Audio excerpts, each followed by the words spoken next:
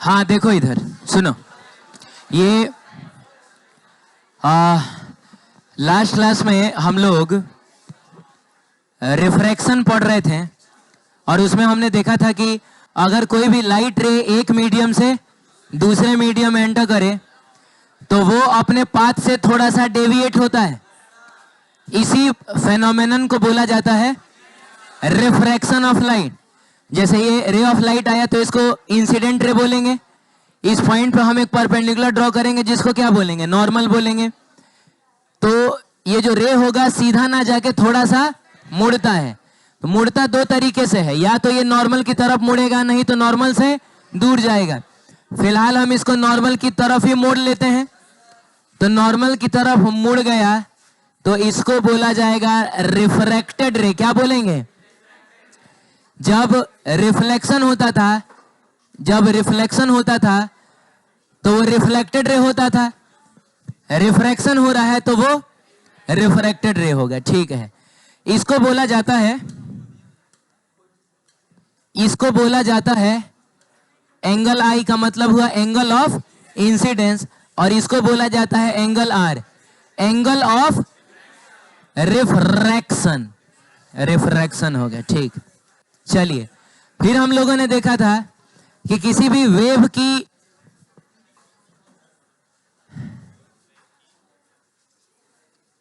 Wave की तीन properties, velocity, lambda और फ्रीक्वेंसी। रिलेशन इवन हम लोगों ने कल डिराइव किया था ना इसको, लेकिन आपको पता होना चाहिए कि किसी भी वेव की जो वेलोसिटी होती है वो वेव की वेलोसिटी होती है वेवलेंथ टाइम्स फ्रीक्वेंसी, दोनों को मल्टीप्लाई करिएगा। रिफ्रैक्शन में ये नहीं बदलता है, लेकिन ये और ये बदल जाता है। यानी कि फ्रीक्वेंसी जो होगा, सॉरी फिर से शांत रहो। रिफ्रैक्शन में ये नहीं बदलता है, ये और ये बदल जाता है। फ्रीक्वेंसी नहीं बदलता है। फ्रीक्वेंसी क्या रहता है बताइए? कांस्टेंट रहता है। मतलब इस मीडियम में अगर 50 हर्ट्ज है तो इस मीडियम में भी आके 50 हर्ट्ज ही होगा, 50 हर्ट्ज ही होगा, लेकिन वेवलेंथ और स्पीड बदल जाता है। ठीक है, और ये बात हम लोग जानते हैं कि लाइट रे जब भी किसी रेयरर मीडियम से डेंसर मीडियम में जाता है, मीडियम अगर डेंसर हो जाए तो उसकी स्पीड कम हो जाती है। ये इवन हमारे साथ भी होता है। जैसे अभी मान लीजिए हम रोड पे चल रहे हैं तो ऊपर हवा ही ना है, तो जाहिर सी बात है हवा में हमारी स्पीड ज्यादा होती है। लेकिन अगर हम कमर भर पानी में चलें तो हमारी स्पीड जाहिर सी बात है कम हो जाएगी, उसी स्पीड से हम नहीं चल पाएंगे। लाइट के साथ भी ऐसा ही होता है। जब भी वो रेयरर मीडियम से किस में जाता है, डेंसर मीडियम में, तो उसकी स्पीड कम होती है। लेकिन डेंसर मीडियम से अगर रेयरर मीडियम में जाता है तो इसकी स्पीड बढ़ जाती है। पानी से हम भी जब हवा में जाएंगे तो हमारी स्पीड बढ़ जाएगी। क्लियर है? तो ऐसा कहानी है। अब सुनिए, चूंकि फ्रीक्वेंसी कांस्टेंट है तो कांस्टेंट चीज को अगर इक्वेशन में से हटाओगे ना तो बाबू इक्वालिटी का साइन कन्वर्ट कर जाता है।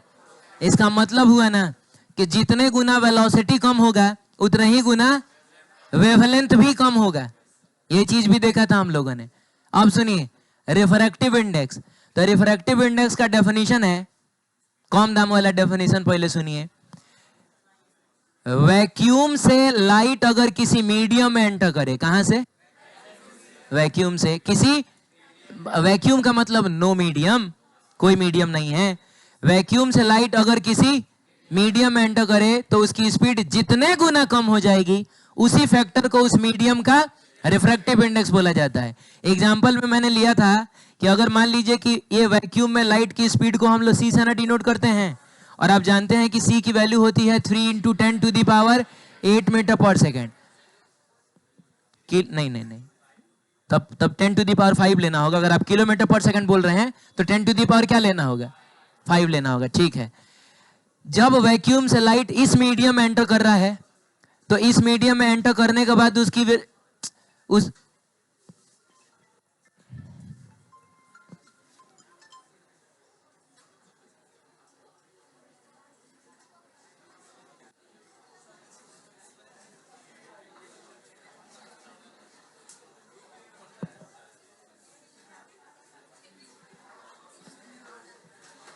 हाँ, इस मीडियम में एंटर करने के बाद स्पीड कुछ तो कम हो जाएगी ना। तो मान लीजिए कुछ कम हो गई और उसको हम लोग डिनोट कर रहे हैं कुछ v से, मान लीजिए v से डिनोट कर रहे हैं। और बाबू v की जो वैल्यू है वो है 1 इंटू 10 टू दी पावर। तो आप बताइए लाइट की स्पीड, सुनिए, किसकी, मीडियम में एंटर करने से कितने गुना कम हो गई, कितने गुना कम हो गई। तो इस मीडियम का रिफ्रैक्टिव इंडेक्स होगा 3। क्लियर है। अब आप बताइए कि 3 आपको मिलेगा कैसे, तो इसको डिवाइड करके ही ना मिलेगा। तो रिफ्रैक्टिव इंडेक्स का डेफिनेशन ये होगा कि it is the ratio of speed of light in vacuum to the speed of light in that medium. Clear है। एक और बात है, इसमें अगर हम लोग लाइट के वेवलेंथ को लैम्डा नॉट से डिनोट कर लें, वैक्यूम स्टैंडर्ड चीज है, तो उसकी परमिएबिलिटी को याद है हम लोगों ने म्यू नॉट से डिनोट किया था, परमिटिविटी को एप्सिलॉन नॉट से डिनोट किया था। तो वैक्यूम में अगर लाइट के वेवलेंथ को डिनोट करना है तो हम लैम्डा नॉट से डिनोट कर रहे हैं। और इसमें मान लो लाइट का वेवलेंथ कितना हो गया, लैम्डा, क्योंकि वेवलेंथ भी तो बदलता है लेकिन फ्रीक्वेंसी नहीं बदलती है। तो हमने अभी थोड़ी देर पहले सीखा है या बहुत पहले से सीख रखा है कि वेलोसिटी होता है फ्रीक्वेंसी इंटू लैम्डा। तो speed of light in vacuum को हम लिख सकते हैं फ्रीक्वेंसी इंटू लैम्डा नॉट। इसको लिख सकते हैं फ्रीक्वेंसी इंटू लैम्डा। अरे बोलो, फ्रीक्वेंसी सेम इसलिए रखा गया है क्योंकि रिफ्रैक्शन में फ्रीक्वेंसी नहीं बदलता है। तो कट गया।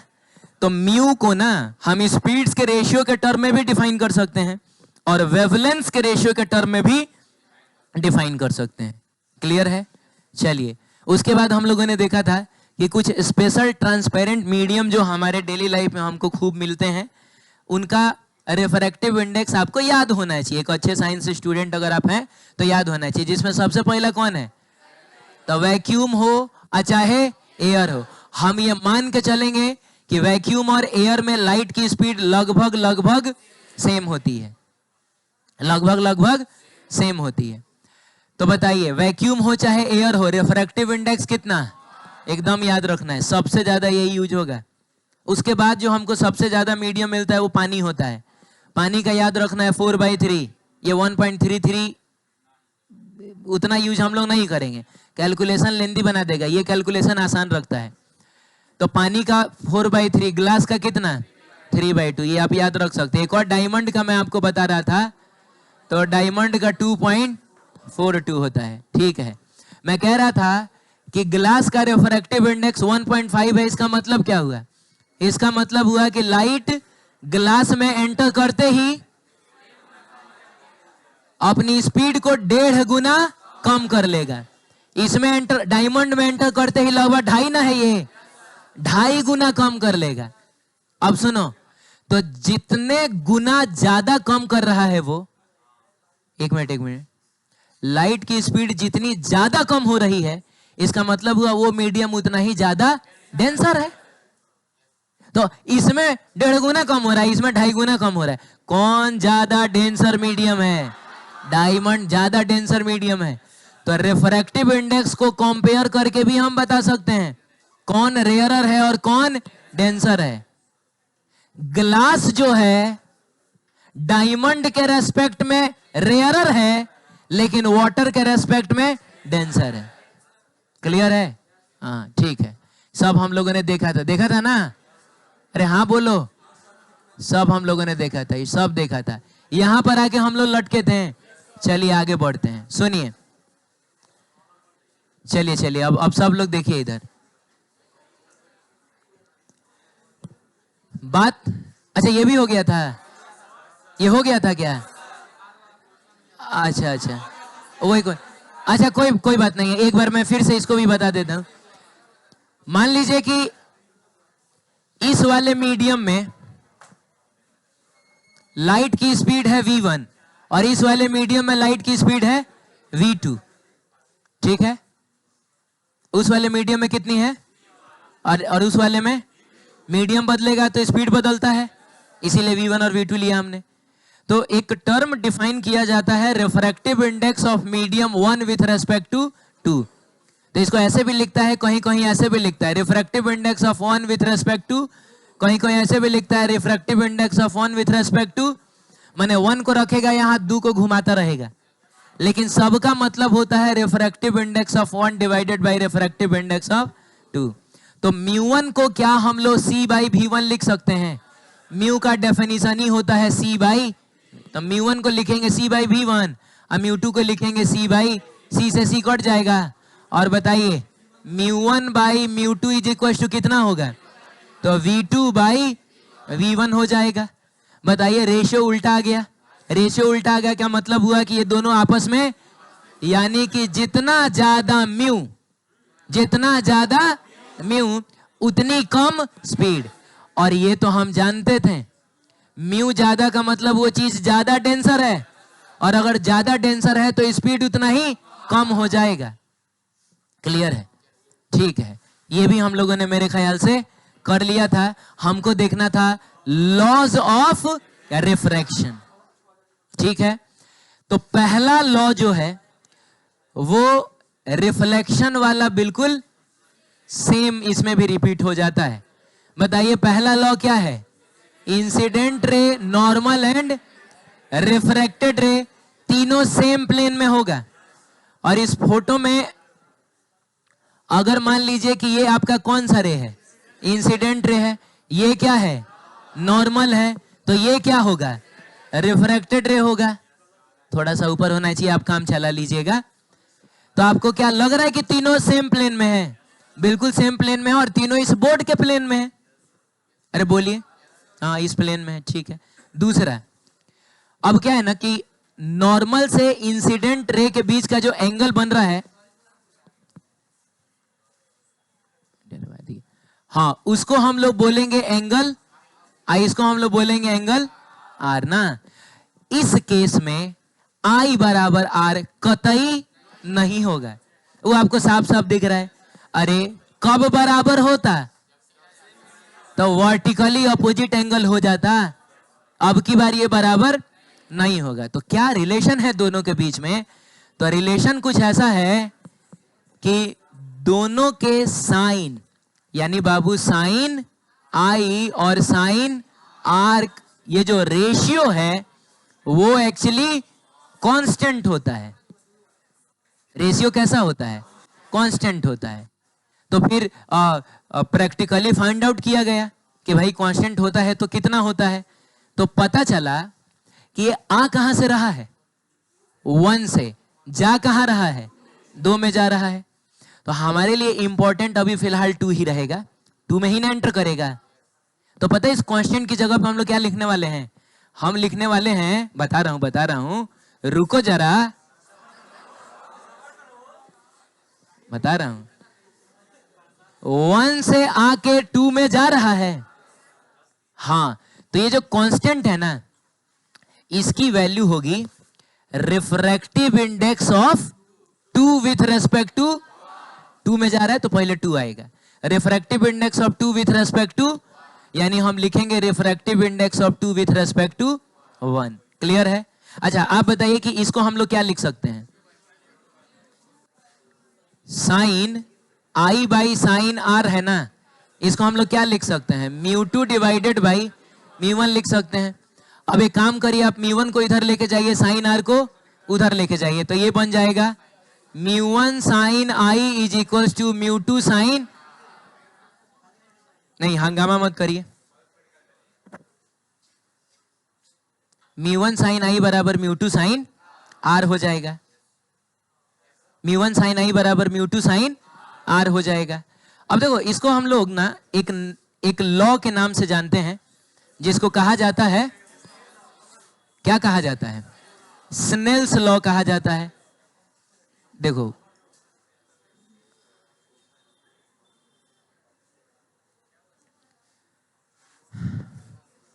इसको क्या बोला जाता है? स्नेल्स लॉ कहा जाता है। अब सवाल है कि भाई इसको याद कैसे किया जाए? मतलब कौन म्यू वन होगा, कौन म्यू टू होगा, क्या आई होगा और क्या आर होगा? परेशान आदमी है तुम,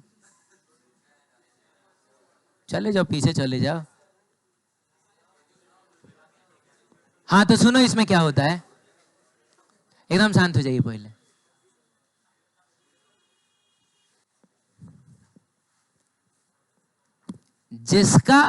जिस मीडियम का आप एंगल ले रहे हैं ना, उसी मीडियम का आप रिफ्रैक्टिव इंडेक्स लीजिएगा।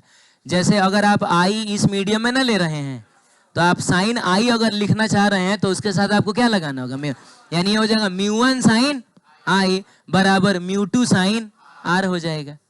ऐसे हम लोग याद रखेंगे। फिर से बोलिए, μ1 साइन आई बराबर μ2 साइन आर हो जाएगा। ये है आपका स्नेल्स लॉ। क्लियर है? मतलब इस सेकंड लॉ को हम लोग स्नेल्स लॉ के नाम से भी जानते हैं। आगे बढ़े, चलिए अब सुनिए। आपके पास ढेर सारे मीडियम है, ढेर सारी मीडिया है। आपको पता है मीडियम का प्लूरल मीडिया होता है। तो ढेर सारी मीडिया है। एक का रिफ्रैक्टिव इंडेक्स है μ1, दूसरे का μ2, μ3 एंड μ4। एक रे ऑफ लाइट इंसिडेंट हुआ है, कहां से? μ1 वाले मीडियम से ना। तो जाहिर सी बात है कि ये मुड़ेगा कि नहीं मुड़ेगा, ये बताइए पहले। और फिलहाल के लिए मैं तुमको बता दूं कि जब भी रे ऑफ लाइट किसी रेयरर से डेंसर में आता है तो नॉर्मल की तरफ मुड़ता है। अभी थोड़ी देर में प्रूव करेंगे हम लोग इसको, ठीक है? हाँ, नॉर्मल की तरफ मुड़ता है। और जब डेंसर से रेयरर में जाता है तो नॉर्मल से दूर जाए। एक कलर के हिसाब से तुम बताना कि तुमको इससे ये कैसा दिख रहा है। तो नॉर्मल की तरफ मुड़ेगा, सीधा नहीं जाएगा, थोड़ा इधर मुड़ जाएगा। फिर हम लोग नॉर्मल ड्रॉ कर लें। अभी बताओ इसके हिसाब से ये कैसा लग रहा है? रेयरर लग रहा है, रेयरर। तो क्या सीधा जाएगा? नॉर्मल की तरफ मुड़ेगा ना। नॉर्मल से तो दूर चला गया, नॉर्मल से नहीं चला गया। नॉर्मल तो ड्रॉ करना ही होगा। रिफ्लेक्शन करा रहे हो चाहे रिफ्रैक्शन करा रहे हो, नॉर्मल तो ड्रॉ करना ही पड़ेगा, क्योंकि एंगल को तो हम नॉर्मल से ही ना मेजर करते हैं। अब इसके रेस्पेक्ट में ये कैसा नजर आ रहा है? रेयरर नजर आ रहा है, यानी ये नॉर्मल से और दूर भागेगा। देखो दूर, सीधा जाता तो ऐसा ना जाता। क्लियर है? इसको बोला जाएगा एंगल ऑफ इंसिडेंस। और बाबू इसको बोला जाता है एंगल ऑफ इमर्जेंस। क्या बोलेंगे? हाँ, इमर्ज हो रहा है मतलब बाहर निकल रहा है, एंगल ऑफ इमर्जेंस है ये। क्लियर है? अब आप बताइए कि अगर आपको μ1, μ2, μ3, μ4 दिया है, आपको आई दिया है और आपको ई निकालना है, पता करना है कि ये कितना है, क्या करेंगे? अरे तो क्या करेंगे? सबसे पहले हम लोग यहां पर स्नेल्स लॉ लगाएंगे। नहीं समझ में आया? और क्या लिखेंगे? हाँ, क्या लिखेंगे? लिखेंगे μ1 sine I is equal to μ2 sine. अच्छा, इसको हम लोग कुछ अल्फा बोल दे क्या? तो लिखेंगे μ1 sine I is equal to μ2 sine alpha. निकल गया। अब आप बताइए कि अगर ये अल्फा है तो ये क्या होगा? तो ये भी अल्फा ही होगा। ये एक पता नहीं कौन सा एकांतर कोण है, ये अंग्रेजी में समझ लेना। जेड नहीं बनता है, वो वाली कहानी है ये। अब आप बताइए कि इसको अगर हम लोग बीटा कह दें तो फिर एक बार हम लोग यहाँ पे स्नेल्स लॉ लगाएंगे। बोलो। तो लिखेंगे μ2 sine alpha is equal to μ3 sine beta. तो अल्फा तो हमने निकाल लिया है पिछली बार स्नेल्स लॉ लगा के। μ2 और μ3 तो पता है, बीटा नहीं निकल जाएगा। और बताओ ये बीटा तो ये कौन? ये भी तो बीटा। यहां भी तो ऐसा जेड बन रहा है, ये भी तो ऑल्टरनेट इंटीरियर एंगल है, अंतः एकांतर कोण। ठीक है। अब बाबू एक बार फिर से हम यहां पर स्नेल्स लॉ लगा लें। हाँ, तो क्या लिखेंगे? μ3 sine beta is equal to μ4 sine E. Beta की वैल्यू तो हमने निकाल रखी है, ई हमको मिल जाएगा। अरे मिल जाएगा, हो जाएगा, हो तो जाएगा, लेकिन ऐसा हम करेंगे नहीं। इतना हमारे पास फुर्सत, बिल्कुल आपका आंसर एकदम सही आएगा, लेकिन इतना हम लोगों के पास टाइम, हम लोग क्या करेंगे वो मैं अब तुमको बता रहा हूं। अब तुमको मैं बता रहा हूं। देखो तुम अभी बातचीत करते हुए मत पकड़े जाना। मैं 6 डंडा मारूंगा अभी। मैं सोच रहा था 10, लेकिन मुझे लगा कि थोड़ा ज्यादा हो जाएगा। ठीक है, अब तुम पकड़ाओ, खाली बात करो तुम। हाँ, मैं कह रहा था कि हम किसी भी दो मीडियम में, किसी भी हम डायरेक्ट स्नेल्स लॉ अप्लाई कर सकते हैं। और पक्का गारंटी देता हूं कि जो मैंने बोला तुमको नहीं समझ में आया होगा। अब सुनो क्या है। सबसे पहले हम लोग इस वाले मीडियम के लिए क्या लिखेंगे बताइए? म्यू1 साइन आई। तो हम लिखेंगे म्यू1 साइन, अब बराबर एक के बार हम लोग यहां आ सकते हैं डायरेक्ट। क्या लिखेंगे? म्यू4, हो गया, कहानी खत्म। म्यू4 साइन, भाड़ में गया ये दोनों मीडियम। बीच में ये म्यू2 और म्यू3 का कोई रोल नहीं होगा। फाइनल आंसर में बस इसका और इसी का रोल होगा। अरे बोलो ना। अच्छा, ये ऐसा नहीं है कि सिर्फ हम इसके और इसके लिए लिख सकते, हम ऐसा भी लिख सकते थे म्यू1 साइन आई बराबर म्यू3 साइन बेटा, हम ये भी डायरेक्ट कर सकते थे। अब आपको लग रहा होगा कि ऐसा कैसे हो गया? बड़ी आसानी से प्रूफ कर सकते हैं हम इसको। तो आइए, और सबसे पहले तो ये बताइए कि यहाँ पे अगर आप स्नेल्स लॉ लगाइएगा तो आप क्या लिखिएगा? हम लोग प्रूफ करने जा रहे हैं mu one sine I is equals to mu two sine alpha लिखिएगा। तो ये हो गया आपका म्यू2 साइन अल्फा। समझ में आया? वहां पे हमने स्नेल्स लॉ लगाया। अब आइए हम लोग यहाँ पे स्नेल्स लॉ लगाएं तो क्या लिखेंगे? म्यू2 साइन, सब लोग बोलो, म्यू2 साइन अल्फा। ठीक है, लिखने दो पहले। म्यू2 साइन बराबर क्या लिखोगे? तो म्यू3 साइन बीटा लिखोगे। अब तुम बताओ बाबू, ये म्यू2 साइन अल्फा देखो तो, नहीं समझ में आया? हालांकि इक्वेशन जोड़ने आता है तो ये कैंसिल हो जाएगा, लेकिन कोई बात नहीं, हम इक्वेट करके भी लिख सकते हैं। हम इस म्यू2 साइन अल्फा की जगह पे म्यू1 साइन आई नहीं लिख देंगे? तो इन दोनों इक्वेशन को ध्यान से देखा जाए तो हमको पता है क्या मिलने वाला है। म्यू2 साइन अल्फा की जगह पे हम रखने जा रहे हैं म्यू1 साइन आई, अब बराबर क्या हो गया? म्यू3 साइन बीटा। ना समझे? अब तुम यहां पर स्नेल्स लॉ लगाओ, यहां पर स्नेल्स लॉ लगाओ, क्या लिखोगे? म्यू3 sine beta is equal to म्यू4 साइन क्या ई। अब तुम बताओ तो म्यू3 साइन बीटा किसके बराबर है? म्यू1 साइन आई के बराबर है। तो क्या हम इस म्यू3 साइन बीटा की जगह पे म्यू1 साइन आई रख लें? तो यहां पे अगर आप म्यू1 साइन आई रख लीजिएगा तो इधर में आपका म्यू4 साइन ई है। क्या जो हमको चाहिए था नहीं मिल गया? ऐसे करेंगे हम लोग। लेकिन ये कॉन्सेप्ट आप तभी यूज करेंगे जब ये सारे के सारे इंटरफेस एक दूसरे के पैरेलल हो। इसमें से अगर कोई तिरछा हो जाए तब ये कॉन्सेप्ट यूज, हाँ, जहां तक पैरेलल है वहां तक आप कर लीजिएगा, लेकिन उसके बाद जहां तिरछा हुआ है ना, फिर आपको वहां ज्योमेट्री लगा के तब पता करना पड़ेगा कि एंगल कितना है। मैं बता देता हूं एक्चुअली में प्रॉब्लम क्या हो जाएगा। अब जैसे मान लीजिए कि ये सरफेस थोड़ा सा तिरछा है, बोलो बाबू, तो तिरछा है, तो मान लो बाबू की कोई रे आया और इधर गया, तो यहां ऐसा आया, तो यहां पे जब नॉर्मल ड्रॉ कर वो नॉर्मल कुछ ऐसा ना होगा। तो क्या लग रहा है, ये वाला एंगल और ये वाला एंगल अब की बार बराबर होगा? अब की बार ये बराबर नहीं होगा, इसीलिए अब ये कॉन्सेप्ट रिपीट नहीं होगा। पिछली बार ये अल्फा, तो ये अल्फा नहीं हो गया था, लेकिन अब की बार ये वाला एंगल और ये वाला एंगल बराबर नहीं होगा। तो घबराओ मत, ऐसा कभी तुमको देगा भी नहीं। वो जब भी देगा, अगर 1 से 2 3 4 5 मीडियम अगर देगा ना, तो वो हमेशा आपको पैरेलल देगा। आप देखिए आपकी किताब में ये सब लिखा हुआ है।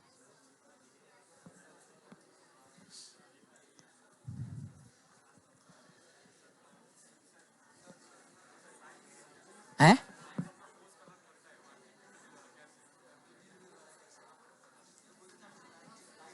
अच्छा, वो हम बता दें। ठीक है बाबू। हाँ, अब सुनिए, कहानी कुछ ऐसी है कि सबसे ऊपर वाला मीडियम और सबसे नीचे वाला मीडियम सेम है। देखिए रिफ्रैक्टिव इंडेक्स कितना है, और इसका भी रिफ्रैक्टिव इंडेक्स। हाँ, तो तब तुम बताओ,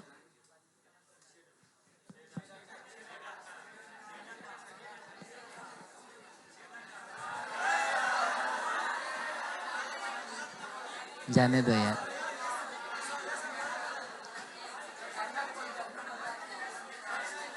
चलिए इधर देखिए, सबसे ऊपर वाला मीडियम और सबसे नीचे वाला मीडियम सेम है, ठीक है। तो अगर इस केस में, अगर शांत रहिए, इस केस में अगर लाइट इसमें से इसमें एंटर करेगा तो थोड़ा सा तो मुड़ेगा ही, ठीक है। इस मान लीजिए कि ये डेंसर था तो ऐसे आया, ठीक है। नॉर्मल ड्रॉ करिए, फिर इससे ये थोड़ा सा रेयरर नजर आ रहा है क्या, तो और मुड़े उधर की तरफ जाएगा। फिर मान लीजिए इसके रेस्पेक्ट में ये और रेयरर नजर आ रहा है और उधर की तरफ गया, तो यही ना आपका एंगल ऑफ इमर्जेंस होगा। तो इस केस में हम सबसे ऊपर और सबसे नीचे वाले दोनों मीडिया के लिए एक बार में स्नेल्स लॉ लगा लें, तो हम लोग क्या लिखेंगे जल्दी बताइए। सब लोग बोल रहा है म्यू साइन आई, तो म्यू साइन बराबर म्यू साइन ई लिखोगे तो ये हो जाएगा म्यू साइन ई। म्यू से म्यू कट गया, साइन से साइन काटना इज अ बैड आइडिया, ऐसा नहीं किया जाता है। लेकिन हम कंपेयर करके बता सकते हैं कि आई बराबर क्या होगा। इसका मतलब हुआ कि रे ऑफ लाइट अपने ही पैरेलल निकलेगा, भले रास्ता में वो कितना भी क्यों ना भटक ले, जब निकल रहा होगा तो खुद के ही पैरेलल निकलेगा। नहीं समझ में आया? हाँ ऐसा होगा, ठीक है। और इसका सबसे अच्छा एप्लीकेशन पता है कहां होता है, जब मान लीजिए कोई एक ग्लास स्लैब हो, ऊपर भी हवा नीचे भी हवा ऐसा हो, तो क्या होगा बताइए। रे ऑफ लाइट आएगा, थोड़ा सा इधर मुड़ेगा, लेकिन वापस जब जाएगा ना तब ये वाला एंगल और ये वाला एंगल बराबर होगा। ये अगर 30 डिग्री तो ये भी 30 डिग्री होगा। क्लियर है? देखिए ये सब आपकी किताब में लिखा हुआ है। नहीं, सेम लाइन पर कैसे जाएगा। हालांकि एक लेटरल शिफ्ट नाम का एक टॉपिक है, उसमें हम लोग ये भी देखते हैं कि कितना इधर शिफ्ट हुआ है, ठीक है।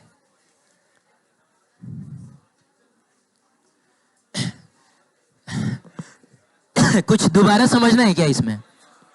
ठीक है। हाँ आप सुनो, हाँ देखो इधर बाबू, ये हम दो केस ले रहे हैं। द फर्स्ट केस की μ2 इज ग्रेटर देन μ1, यानी कि ये जो μ2 है यानी नीचे वाला मीडियम जो है वो डेंसर है। अरे ग्रेटर देन का मतलब डेंसर ही ना है, और ये रेयरर है। और दूसरा केस लेंगे, नीचे वाला मीडियम रेयरर है, μ2 इज लेस देन μ1। हाँ, तब हमको देखना है कि रिफ्रैक्शन के बाद जो रे ऑफ लाइट होगा वो किधर जाएगा, सीधा निकल जाएगा है कि नॉर्मल की तरफ मुड़ेगा कि नॉर्मल से दूर जाएगा। तो हमने क्या पढ़ा है, हमने पढ़ा है μ1 साइन आई बराबर μ2 साइन। अच्छा, इसमें जो भी एंगल होगा उसको हम आर बोलेंगे। ड्रॉ इसलिए मैंने नहीं किया है क्योंकि वही तो प्रूफ करना है जा, कि नॉर्मल की तरफ मुड़ रहा है कि सीधा जा रहा है कि नॉर्मल से दूर जा रहा है। तो लेकिन हमको पता है कि इसमें हम जो एंगल है उसको क्या मानने वाले हैं, तो आर, ठीक है। तो यहां से हम लोग लिख सकते हैं साइन आई बाई μ2 बाई क्या। अब एक मिनट इधर ध्यान से देखो और बताओ, μ1 को अगर उधर लेके जाओगे तो μ2 बाई μ1 ग्रेटर देन 1 हो गया कि नहीं। तो अगर μ2 बाई μ1 एक से ज्यादा है तो sine i by sine r भी तो एक से ज्यादा होगा। तो हम लोग लिखेंगे sine i by sine r is greater than 1। और बाबू अगर आप इसको इधर लेके आइएगा तो sine i will be greater than sine r. अब क्या करोगे, साइन से साइन काट दोगे, ऐसा नहीं, कंपेयर यहां भी किया जाएगा। तो आई ग्रेटर देन क्या मिलेगा, अगर cos i greater than cos r होता तो आई ग्रेटर देन, नहीं नहीं नहीं नहीं, यहां पे एक ट्विस्ट है। हालांकि यहां बच जाओगे, यहां बच जाओगे, यहां अगर तुम साइन से साइन काट भी दोगे ना तो आई ग्रेटर देन आर में बच जाओगे। आओ देखते हैं ट्विस्ट क्या है, सुनो ध्यान से। 0 डिग्री, 30 डिग्री और कौन सा 45 डिग्री, 60 डिग्री। और पहली बात तो ये कि एंगल ऑफ इंसिडेंस कम से कम होगा, 0 डिग्री ज्यादा से ज्यादा होगा 90 डिग्री, उतना ही होता है। तो यही तक का एंगल इस चैप्टर के लिए हमारे लिए इंपॉर्टेंट है। साइन की वैल्यू जो होती है 0, 1/2, 1/√3/2 और 1, लेकिन कॉस की वैल्यू होती है 1, अब कॉस पलट जाता है 1/√2, 1/2 और क्या। अब सुनो ध्यान से, अब सुनो, अगर एंगल बढ़ रहा है ना तो साइन की वैल्यू भी, यानी साइन की वैल्यू ज्यादा है तो समझ लीजिएगा एंगल भी ज्यादा है।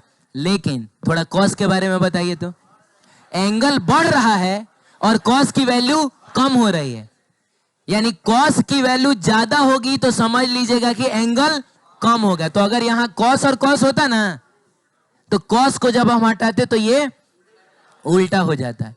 यहां पर आप इसलिए बच रहे हैं क्योंकि साइन आई अगर ज्यादा है तो इसका मतलब आई भी ज्यादा होगा। ज्यादा एंगल का साइन ही ज्यादा होता है। पता नहीं समझ में आएगी नहीं, ढेर दिमाग मत लगाओ, तुम लोग काट लेना। आई ग्रेटर देन आर, यानी आर जो होगा बाबू छोटा होगा। आर कैसा होगा, तो इतना तो कंफर्म हो गया, सीधा तो नहीं जाएगा।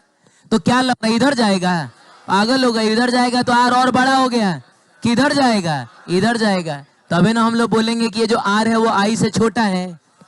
तो इससे प्रूफ हो गया कि जब भी लाइट रे किसी रेयरर मीडियम से डेंसर मीडियम में आता है तो वो नॉर्मल की तरफ मुड़ता है। इससे प्रूफ हो गया ये। आइए सेम चीज हम इसके लिए देखें।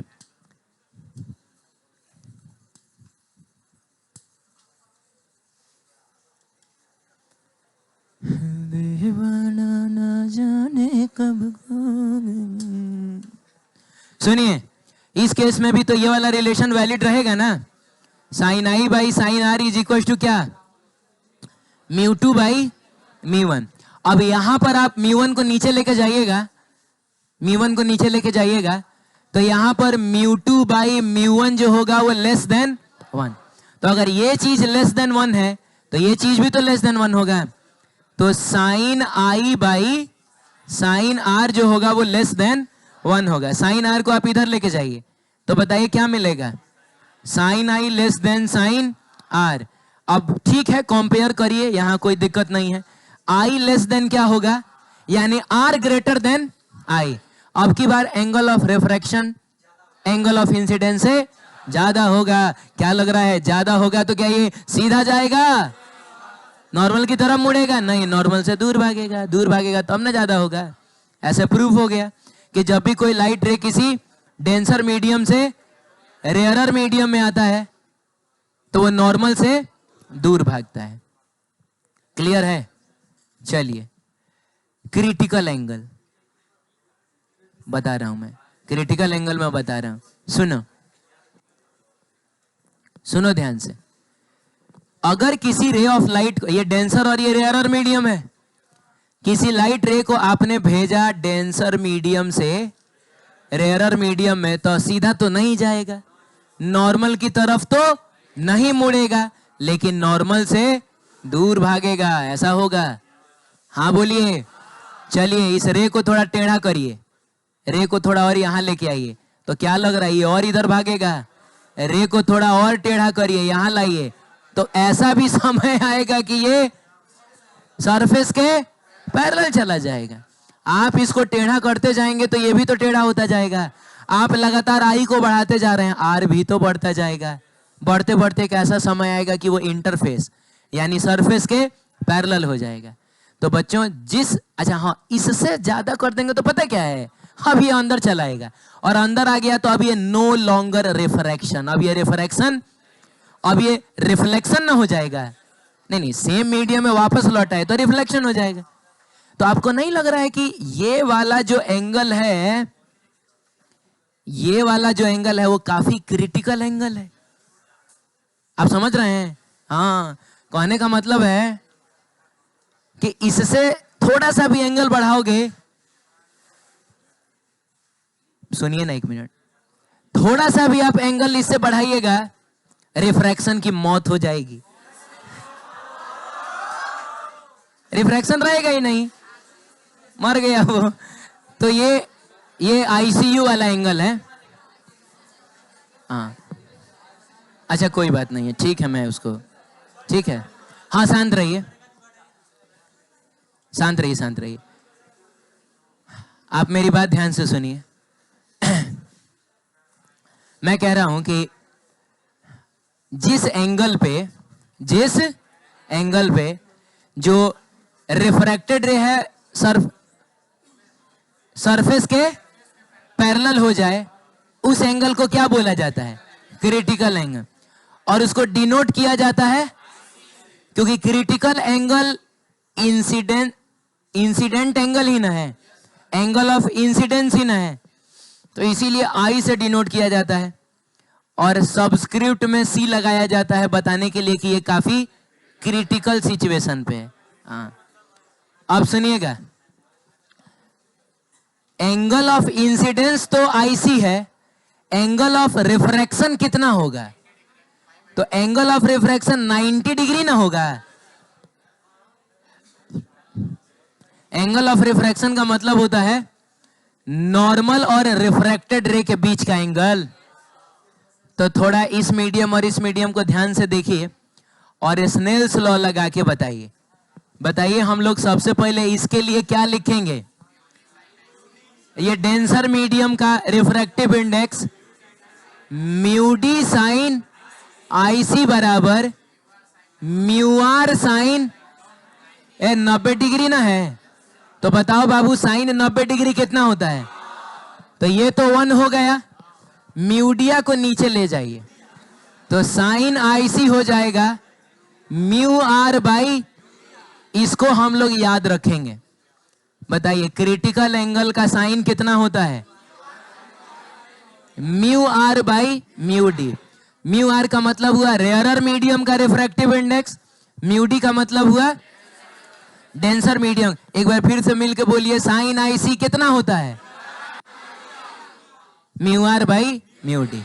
अब सुनो, खैर ये तो यूनिवर्सल हो गया, ये तो कहीं भी काम आएगा, लेकिन ना 90% केस में तुमको रेयरर मीडियम एयर देगा।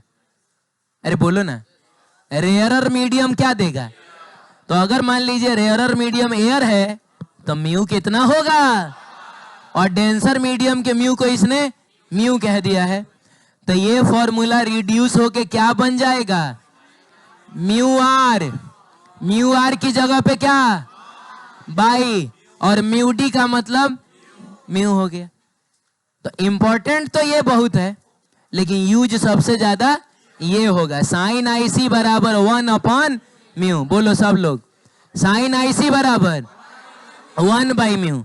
अगर रेयरर मीडियम हवा है तो क्लियर। किताब में देखिए सारी बातें ठीक ऐसे ही लिखी हुई हैं।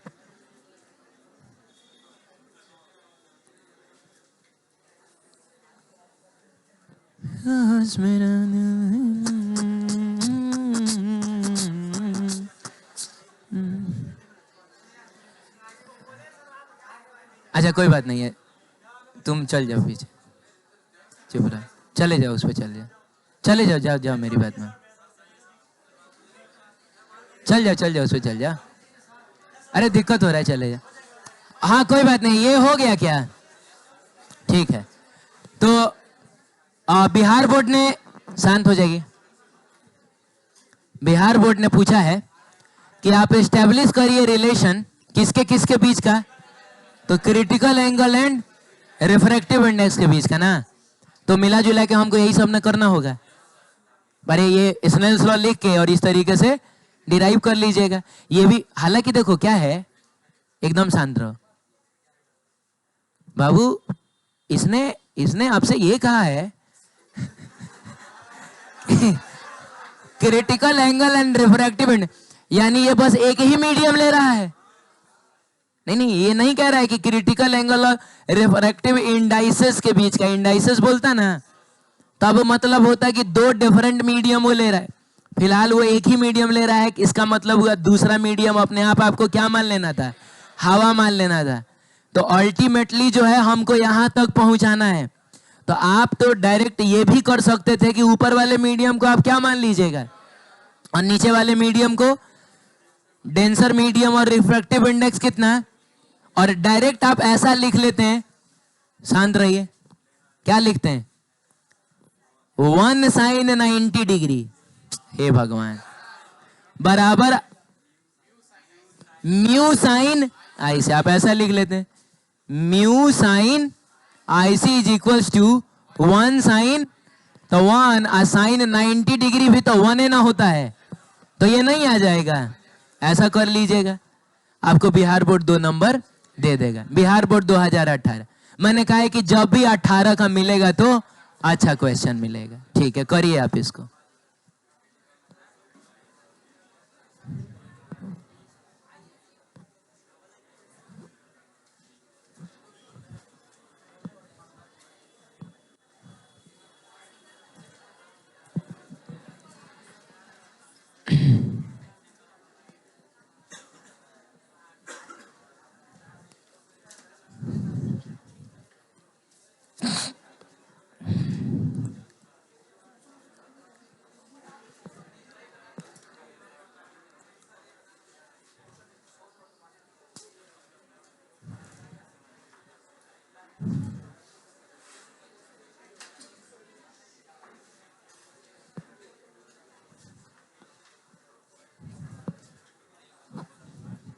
क्या मैं ही कर लूं? हाँ ठीक है, कर लेता हूं मैं। है औकात है करने की है। कितने लोग का आंसर आ गया? जिसका सबसे पहले आंसर आएगा उसको मैं इनाम दूंगा आज। चलिए बताइए किसका आंसर आया है सही? उसको दिखाना भी पड़ेगा कि ये यहाँ लाया।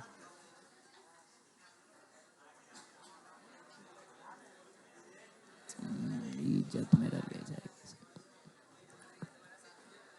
हाँ बोलो बाबू, किसी का आया क्या? चलिए कोई बात नहीं। Critical angle for light moving from medium 1 to medium 2। Light बाबू एक मीडियम से दूसरे मीडियम में जा रहा है और क्रिटिकल एंगल थीटा दिया हुआ है। तो एक बात बताओ, एक कौन सा मीडियम तब डेंसर होगा? क्रिटिकल एंगल का कॉन्सेप्ट तभी आता है जब लाइट डेंसर से रेयरर में जाता है। ये बात याद रखिएगा। क्रिटिकल एंगल का कॉन्सेप्ट कब आता है? तो जाहिर सी बात है कि 1 जो होगा वो कौन मीडियम होगा, और 2 ही रेयरर होगा। तो एक काम किया जाए ना, नीचे वाले मीडियम को 1 और ऊपर वाले मीडियम को 2 माना जाए, तो यही ना होगा क्रिटिकल एंगल थीटा। और इस केस में ray of light parallel to surface निकल जाएगा कि नहीं? नहीं समझ में आया क्या रे तुमको? फिर बोल रहा है कि speed of light in medium 1 is भी। इसमें लाइट की स्पीड क्या है? तो तुमको बताना है कि इस मीडियम में लाइट की स्पीड क्या होगी।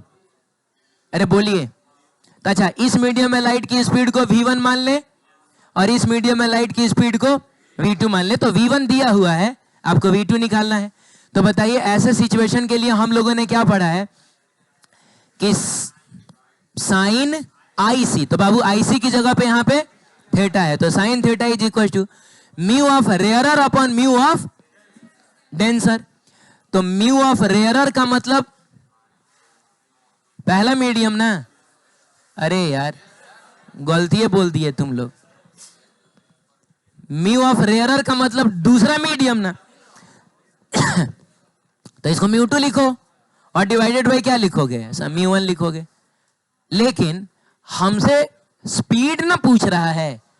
तो अभी थोड़ी देर पहले हम लोगों ने डिराइव किया है कि म्यू2 बाई म्यू1 किसके बराबर होता है? v1 बाई v2 के। प्रूफ किया था हम लोगों ने। अरे बोलो, प्रूफ किया था हम लोगों ने। रिफ्रैक्टिव इंडाइसेस का जो रेशियो होता है वो वेलोसिटीज के उल्टा होता है। तो अगर ये म्यू2 बाई म्यू1 है तो ये v1 बाई v2 होगा। बहुत बढ़िया। तो साइन थीटा बराबर क्या आ गया? v1 by v2। अब क्वेश्चन में v1 दिया हुआ है कितना, तो आप यहाँ पे v डाल लीजिए और आपको v2 ही ना निकालना है। तो sine theta is equal to हो जाएगा v डिवाइडेड बाई v2। इसको इधर लेके जाइए, साइन थीटा को नीचे लेके जाइए, तो v2 बराबर हो जाएगा v अपॉन कितना? Sine theta. Obviously Bihar board के 1 नंबर के हिसाब से इसको एक ठीक ठाक क्वेश्चन बोला जाएगा, क्योंकि इसने 2 कॉन्सेप्ट्स का यूज किया है। एक तो आपको क्रिटिकल एंगल आना चाहिए कि क्रिटिकल एंगल के साइन की वैल्यू होती है mu of rarer medium upon mu of denser medium, वो। और एक बात ये पता होना चाहिए कि रिफ्रैक्टिव इंडाइसेस का रेशियो वेलोसिटीज के उल्टा होता है। तब ना आप ये कर पाइएगा। तो ये अच्छा क्वेश्चन था। इस साल मात्र 8% लोगों का फर्स्ट डिवीजन आया था। 92% लोगों का या तो सेकंड 2018 में या तो सेकंड डिवीजन, थर्ड, ना तो 40% से ज्यादा लोग फेल थे।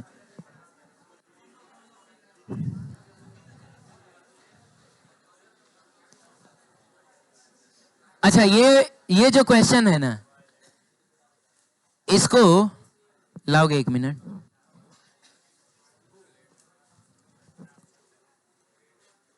इसको जब हम लोग कौची का इक्वेशन पढ़ेंगे ना, पेज नंबर 23 पर जब हम लोग आ जाएंगे, तब याद दिलाएगा। पेज नंबर 23 पे लिख लो, पेज नंबर 23 पे लिख लो कि क्वेश्चन नंबर 40 करना है। पेज नंबर 23 पे लिख लीजिए कि क्वेश्चन नंबर 40 का। वापस आके हम इसको करके जाएंगे, ठीक है। गलती से आ गया है, इसमें एक ऐसा कॉन्सेप्ट यूज होगा जो आगे पढ़ना है एक्चुअली हमको, फिलहाल के लिए छोड़ते हैं। हाँ, थोड़ा ये बता दीजिए, ये बताइए। सीबीएसई का क्वेश्चन है रे, सीबीएसई बोर्ड का क्वेश्चन है।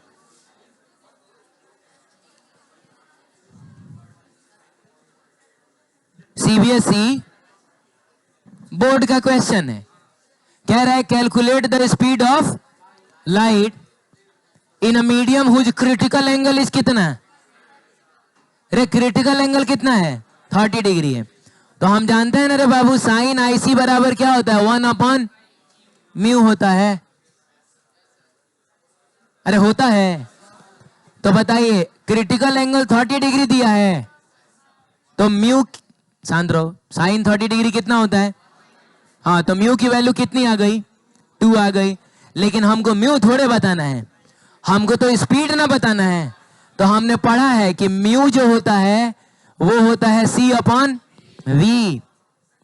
अरे बोलिए, तो एक काम करिए, आपको V बताना है तो V इज इक्वल टू हो जाएगा C/, और म्यू की वैल्यू कितनी आई है? 2। यानी कि ये जो भी मीडियम होगा, उस मीडियम में लाइट की स्पीड, सॉरी, हाँ ठीक है, लाइट की स्पीड होगी C/C का मतलब हुआ 3 × 10⁸ मीटर पर सेकंड। 2 का मतलब हुआ 1.5 × 10⁸ मीटर पर सेकंड। तो ये 1 नंबर का सवाल था, ये भी 1 ही नंबर का सवाल है। आप सुधार लीजिए, सुधार लीजिए, अगर कुछ गड़बड़ है सुधार लीजिए।